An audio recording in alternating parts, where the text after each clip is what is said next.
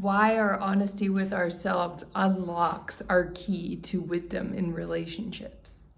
Hi, my name is Leah Chantal, and today I'm going to talk about how important it is to be transparent about your life and who's in it, and what your attitudes are towards relationships, towards commitment, and what level of commitment you're ready for.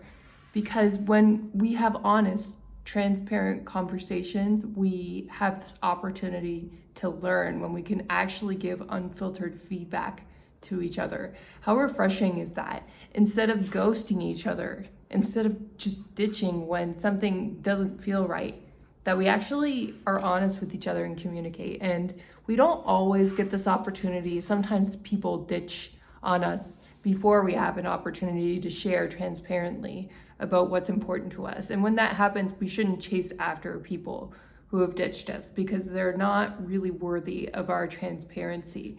In fact, I see this sometimes on romantic reality TV shows like Love is Blind, where even though the one partner did wrong and then they ditched or whatever, but the other partner really wants to validate their ego and say, you did this wrong and this is why you're immature, blah, blah, blah, blah. And my advice to that is if somebody behaves immature, they're not really going to be open to you complaining about it. Not likely. So there's really no point in validating your ego. You should just let go and let your life be whatever it's supposed to be, rather than try to hang on to a person who isn't really nice and who isn't meant to be yours. And in fact, the good thing about this era in which people are not coupling up as much and not getting married as much, people think it's a bad thing. And it is a little sad in some ways, but the good thing about it, there is a positive way to look at it. So nobody's tolerating stuff that they don't like, which is actually a good thing. That means people are not coupling in abusive relationships and marrying each other in that abuse so often anymore. That's a good thing. But what we also need between sensitive people and logical people is we just need to be honest about what we need and be transparent about our problems.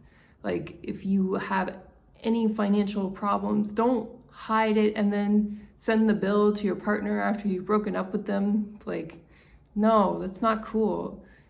That breaks the trust. And then that's why people don't want to get married or combine finances anymore. It's because somebody in their past broke that trust and traumatized them. And the more we collectively send bad deeds to each other like that, the more difficult it becomes for us to have any kind of meaningful, long-term committed relationship and honest conversation in the future when there's been such breakdowns in trust in the past. It takes a lot of courage to face traumas and breakdowns in trust when people have treated us badly in the past and still have self-esteem and believe in ourselves enough that we are worthy of healthy relationships.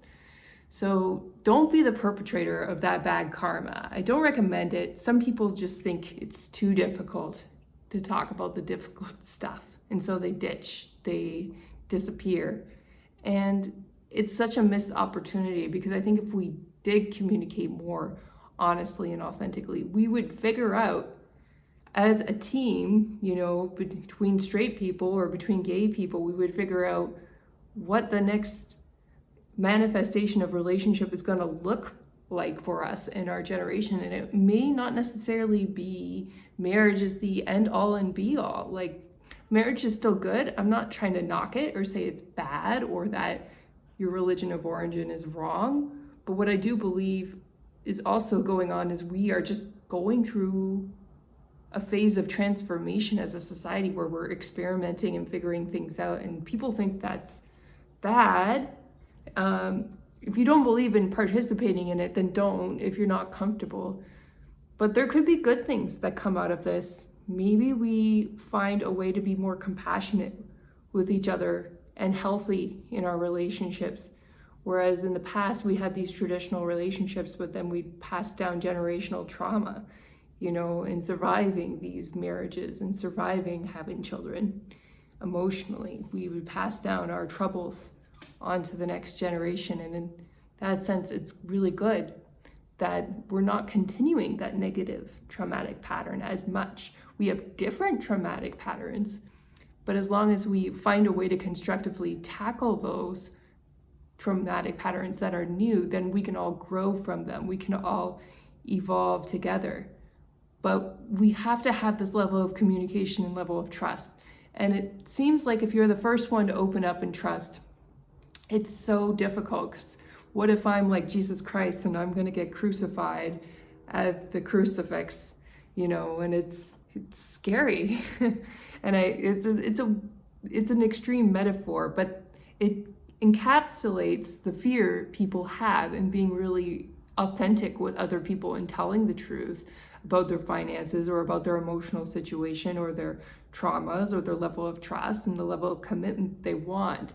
But if you're really willing to go to that deep and scary place and potentially have somebody reject you for who you are or what you want, you will not only build more self-esteem, but also you will build an authentic relationship if the other person accepts you for who you are, and they may share what they're really thinking. And when the other person shares what they're thinking, there could be mysteries and paradoxes that happen in your past that you never really fully understood.